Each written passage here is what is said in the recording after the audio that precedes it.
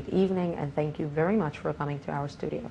Thanks for having me. So, I will start. Like we said, you affected millions and millions of people around the world. Why is it so effective here in Israel? How come that it's catching in Israel?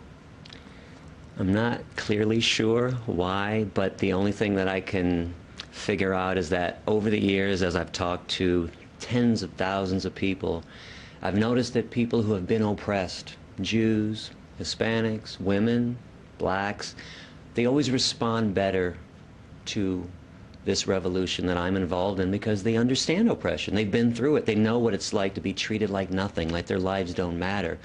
So that's what I think is going on here. Jews have been an oppressed people for thousands of years. We understand oppression, and we're supposed to not support it. So I'm just pointing this out to everybody because people don't realize how much they're harming animals in their daily lives. So as I point out, the steak, the hamburger, the chicken sandwich that you're eating, the schnitzel, okay, these pieces of meat came off the bodies of living animals who didn't want to be murdered, who didn't want to suffer and die, who didn't want to be tormented. So once I point it out to people, most people, sane people, logical people, make that next step to veganism.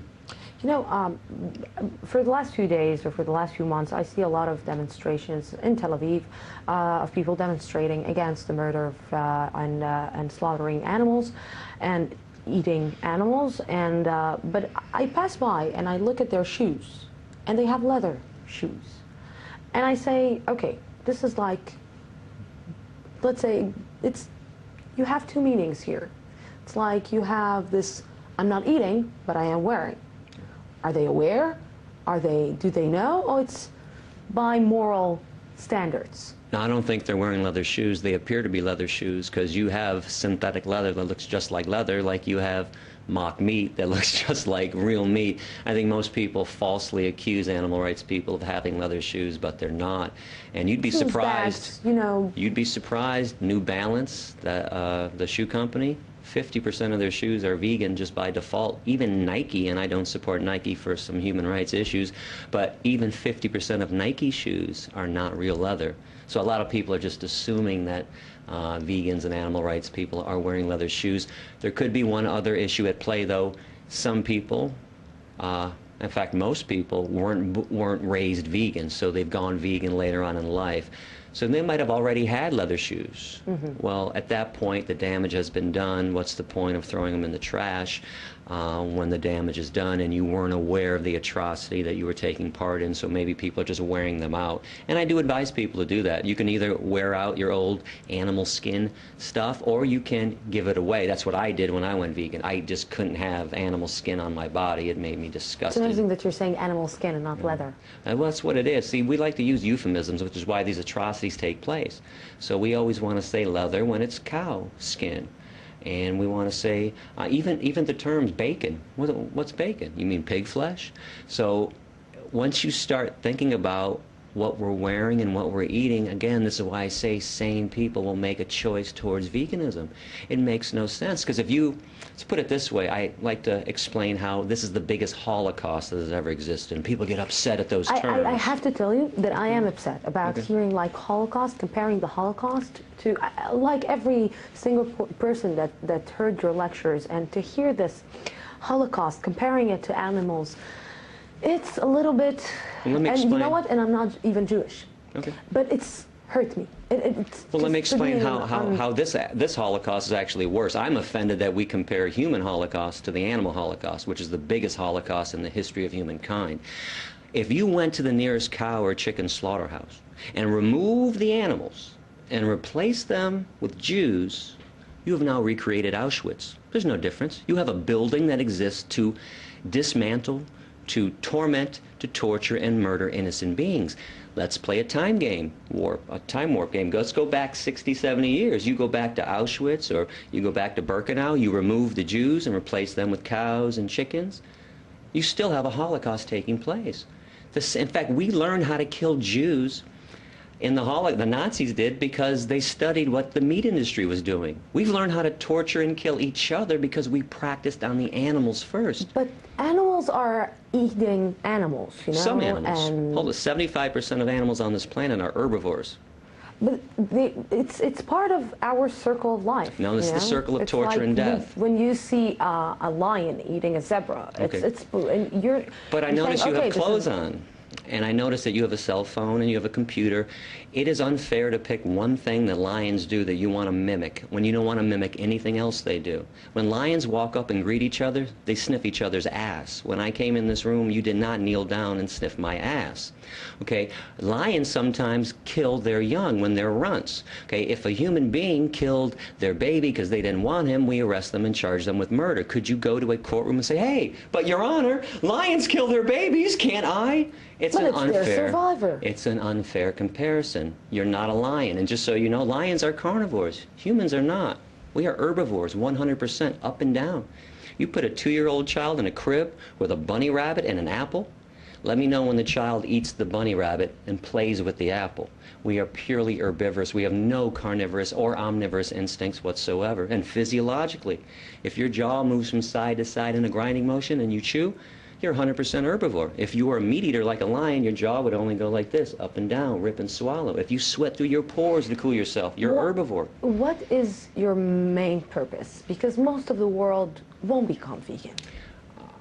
It depends on which day you ask me. The world, injustice can't live forever. The world will become vegan one day. Do you Just really like believe that? just like every woman on this planet will one day have their equality with men. Just like one day, all oppression will fall by the wayside. Injustice doesn't live forever, and it seems insurmountable. Don't get me wrong. I mean, I'm in the trenches. Believe me, it looks like and seems like it can't happen. But remember, it took 400 years to convince white people in America not to own black people. You can see why this is taking so long. We can't even treat each other with kindness, let alone treat the chickens and the pigs and the turkeys and the insects of the world with kindness. But I think we can treat each other with kindness one day once we learn how to treat the animals with kindness. You know, I'm feeling a little bit uncomfortable because I just had a steak for lunch, and and it's still I'm not convinced 100% that I should stop eating meat for the rest of my life. It's not that I'm eating meat every day, but I do love my steak on the plate once a week. So you have now 2 minutes to try to convince me eat meat once a month. I don't want to convince you to do it once a month. I want to convince you never to do it. Okay, you have to put yourself in the animal's position. Imagine that you were raped to impregnate yourself. Okay, somebody raped you to impregnate you. You gave birth to this baby. This baby was stolen from you at birth. That baby was fattened up with corn and soy and wheat and oats. That baby was put on a concentration camp truck, sent to a slaughterhouse, hung upside down, fully conscious in front of all of her own species, screaming, terrified, in fear, knife shoved into, her throat, cut up into pieces. Where's the justification for this? And it's not your steak. You said my steak. I'm very big on language. That steak was never yours. Okay, that steak is a euphemism, by the way. That's cow flesh. That flesh belonged to another living being. Where do humans get off owning and controlling living beings? Where do we get off thinking that we're the most special thing that has ever existed on this planet, when in reality, we're the most unspecial thing that has ever existed on this planet? Are you aware that if humans were removed from the planet, the extinction of humans would benefit everything that exists? Are you also aware that if the bees died off, as we've been talking about this for about 10 years in the news, the whole system collapses? If the ants were exterminated, the whole system would collapse. This is how important and special ants and bees are to the world. Why do we think we're better than they are when they serve a vital role and we serve no vital role whatsoever? We're tormentors, we're oppressors. Where do you think it's coming from? The arrogance? Yeah. I'm not sure. I don't know what has gotten into us. Besides death and torture and murder, I think when you put violence in, you get violence out. You consume discrimination and death, you're going to, exude the same horrible things. Because some people may say the same things about you. Because How? some people may say that he's arrogant. He thinks that he knows better. He thinks that he's better than us. And actually, we're all, let's say, how can I put it? I'm the one to be charged, and you are the judge who is judging me right now. Yeah, well, there's two people in this world. There's people that judge and people that lie about judging. We judge people every day. We judge child molesters. We judge rapists. We judge Nazis. We judge murderers. And I know this is a shock to the meat, dairy, and egg eaters of the world, but vegans are more ethical than they are, hands down. And of course, just like a person that doesn't rape is more ethical than a person who does rape.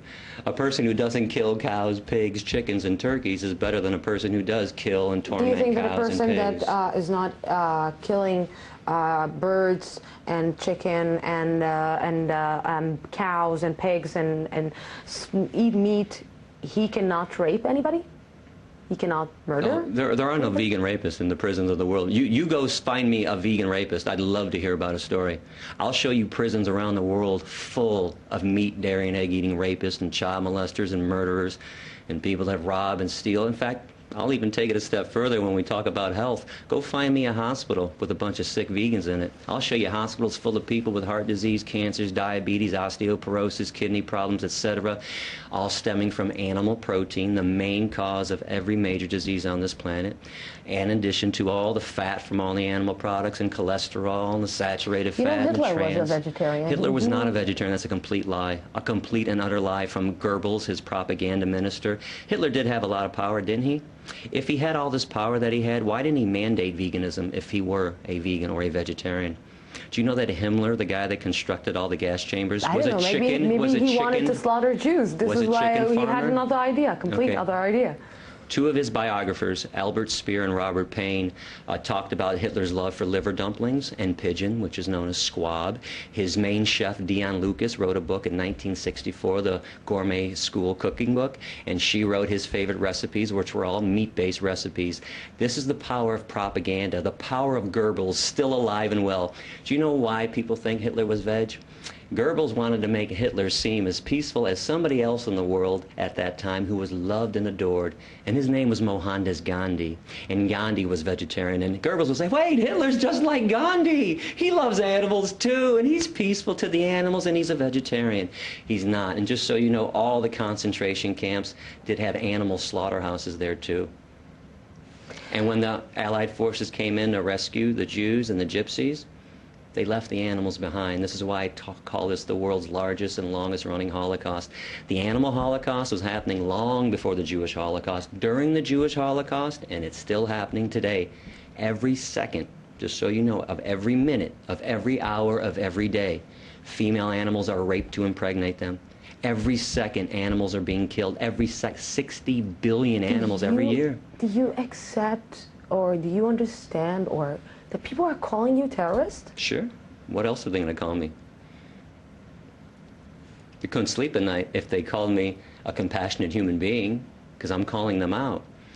And as we go back in time and look at all the other people that we adore now, collectively, we all agree, Gandhi and Dr. Martin Luther King and all these people, Rosa Parks and Cesar Chavez, do you know, they were not loved during their time. They were despised. They wanted to make change, massive change.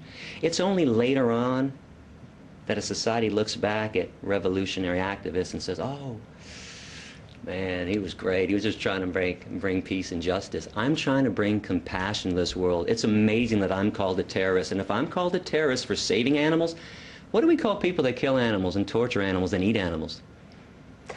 One last thing before we have 20 seconds. What did you have for lunch? I had a vegan schnitzel and a vegan burger from the vegan shawarma place in town, my favorite restaurant.